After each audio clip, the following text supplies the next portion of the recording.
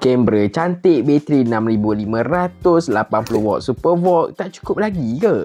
Kena IP rating 69 yang kali air, kali debu, boleh buat berenang, boleh buat menyelam kan? Siap super good system untuk yang suka main game tu. Baru rasa lengkap. Boleh, semua tu ada dekat Oppo X6 Pro 5G yang baru ni. Rekaan ni pun cantik kat bahagian belakang dengan kelopak bunga sakura kalau yang warna coral pink. Dia ada satu lagi iaitu warna Stella Blue. Okey juga ini, cuma dia tak ada dah kelopak tu.